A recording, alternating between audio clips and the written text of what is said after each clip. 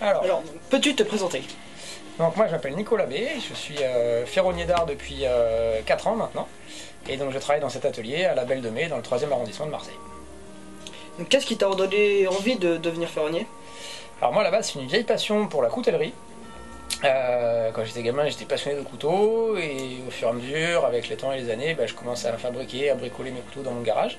Et puis en rencontrant des gens sur des salons ou des foires, j'ai rencontré des forgerons qui m'ont montré un peu comment ça fonctionnait, qui m'ont surtout montré qu'on pouvait faire plein d'autres choses avec une forge, un marteau et une enclume que des couteaux, et c'est ce qui m'a amené à la ferronnerie d'art en général. Tu es directement devenu ferronnier? Non, moi ça fait 4 ans que je suis devenu ferronnier, et avant j'ai fait des études plutôt générales qui m'ont amené pendant les 10 premières années de ma carrière professionnelle à faire plutôt du commerce en fait. J'ai été commercial dans le milieu du sport et de l'immobilier. Tu as fait des études particulières?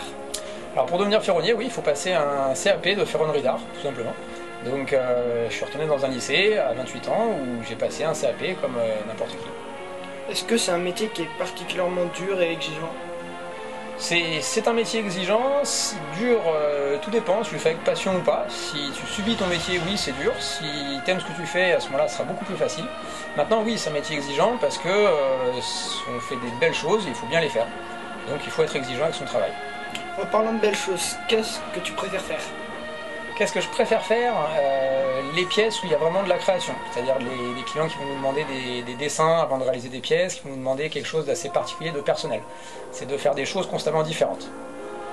Comment est-ce que tu trouves tes clients? Comment est-ce que tu te contactes? Alors, deux choses. La première, c'est le bouche à oreille. Donc, quand on fait des chantiers chez les clients, ces clients nous rappellent, ou des amis de ces gens-là vont nous rappeler, donc c'est ce qu'on appelle le bouche à oreille. Et sinon, mon site internet, freestyleforge.com, qui me rapporte beaucoup de clients et de travail. Et tu as beaucoup de clients? J'en ai beaucoup, en tout cas largement assez pour travailler, donc voilà, j'ai ce qu'il faut. Qu'est-ce que demandent surtout les clients en fait?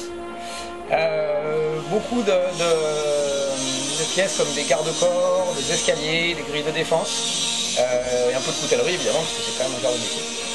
D'accord, merci beaucoup. De rien.